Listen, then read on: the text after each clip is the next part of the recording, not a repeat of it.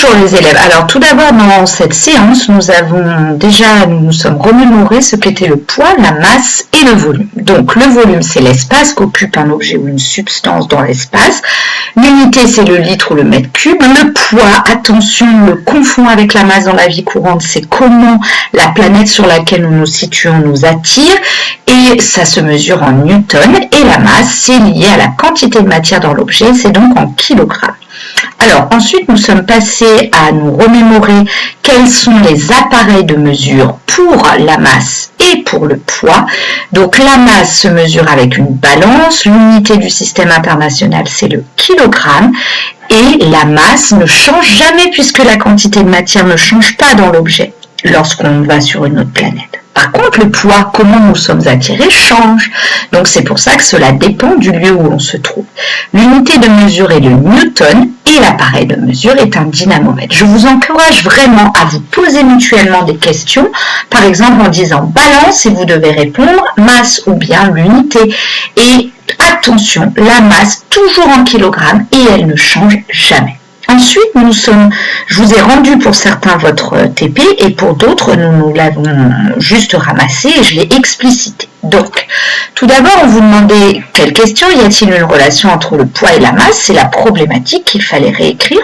Puis ensuite, il fallait écrire un protocole. Un protocole, je vous rappelle, ce sont des ordres, des choses qu'il faut faire et normalement, on met une chose à faire par ligne. D'accord? Donc là, c'est un exemple. Attention, c'est une copie d'élève. Il y avait bien entendu d'autres manières de rédiger. Prendre une masse marquée. Attention, ne pas dire un poids, c'est une masse marquée. Convertir sa masse qui était en grammes en kilogrammes.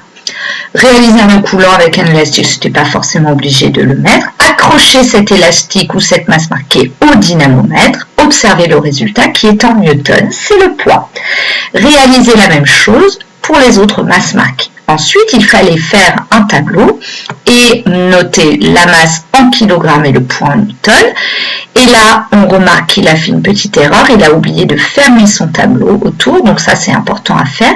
Et quand on regarde ce tableau, très rapidement, on se rend compte qu'il y a une relation entre la première ligne et la deuxième ligne. Donc, nous sommes dans une situation de proportionnalité. On peut tout de suite le voir grâce au tableau. En fait, si vous regardez, pour passer de la ligne 1 à la ligne 2, il suffit de prendre la masse, de la multiplier par 10 pour obtenir le poids. D'accord? Donc, on peut dire que le poids est égal à la masse fois 10. Vérifions-le sur un graphique. Eh bien, on n'oublie pas de mettre son titre. On met les échelles, donc là l'élève les a indiquées comme ça, mais on peut écrire 0,1 kg pour 4 carreaux horizontalement et 1 newton verticalement pour 2 carreaux, donc verticalement. On n'oublie pas de mettre les grandeurs ainsi que leur unité en haut, on flèche les axes et pareil pour ici la masse en kilogrammes. Ensuite on gradue régulièrement, on note bien ces valeurs à côté et de la même manière ici. Ensuite, on place ces points. Beaucoup d'élèves ont placé beaucoup de points. Non, on ne place que les 4 points ou 3 points de vos mesures uniquement. Ensuite, on remarque que ces points sont alignés avec l'origine du repère. Et ça doit faire tilt dans votre tête, que ce soit en maths ou en physique. À partir du moment où le graphique de deux grandeurs, l'une en fonction de l'autre, est une droite qui passe par l'origine, eh bien cela signifie que les deux grandeurs ici sont proportionnelles entre elles.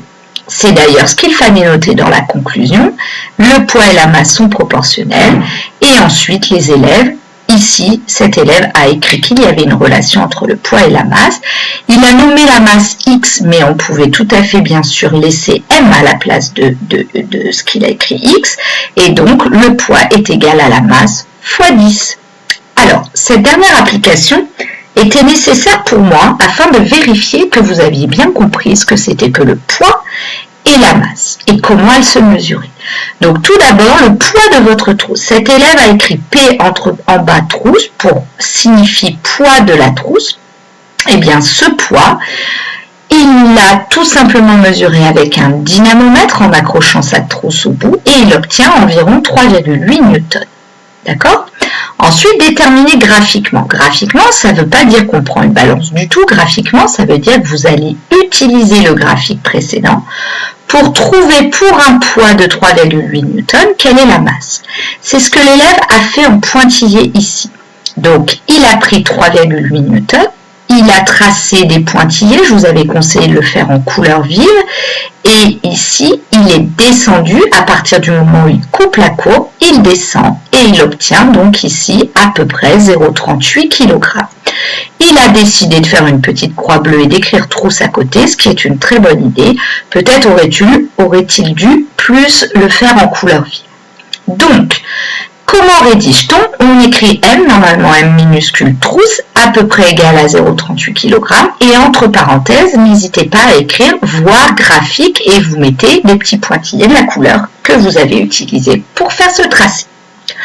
Ensuite, déterminez alors la masse de votre trousse avec l'appareil de mesure adapté, puis comparez. Eh bien, la masse, ils ont trouvé 391,2 grammes qu'ils ont changé en kilogrammes.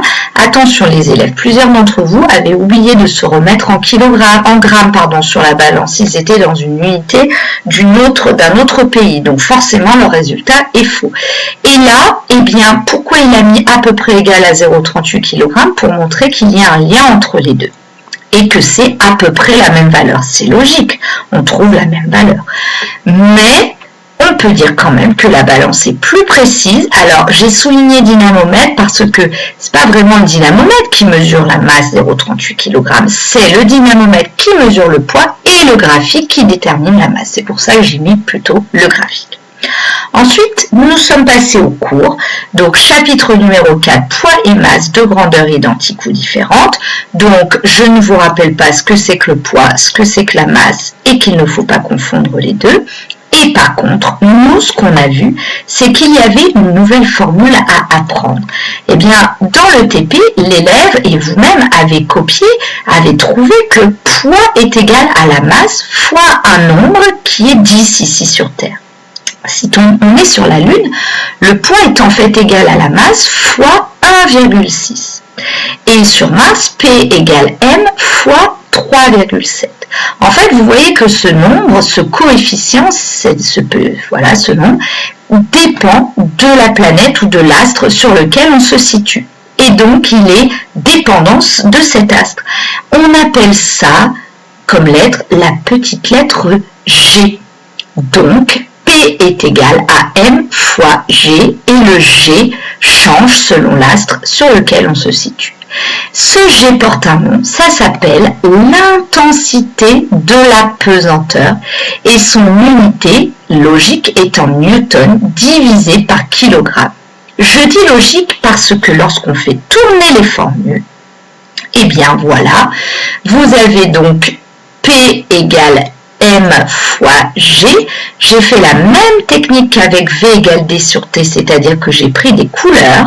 Et vous voyez que en faisant ceci, si on compare à un calcul du même type, c'est-à-dire une multiplication qui est égale à un chiffre, 6 égale 2 fois 3, eh bien si je cherche G qui est écrit en rouge, c'est comme si je cherchais 3 qui est écrit en rouge, et vous êtes d'accord qu'on fait 6 divisé par 2. Eh bien donc, si je fais le comparatif, je prends la lettre bleue, P, que je divise par la lettre verte, M. De la même manière, la lettre M verte, le chiffre 2 vert, est égal à 6 divisé par 3, donc le bleu divisé par le rouge, et bien M égale P sur G. Vous avez maintenant tous les éléments pour réussir les exercices sur le poids et la masse. Dans une capsule suivante, je vais vous corriger des tout petits exercices sur poids et masse.